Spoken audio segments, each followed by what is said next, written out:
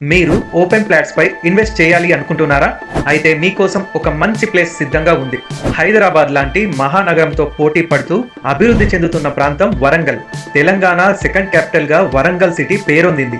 ఈ రెండు అద్భుత నగరాలను కనెక్ట్ చేసే highway Hyderabad Warangal highway NH 163.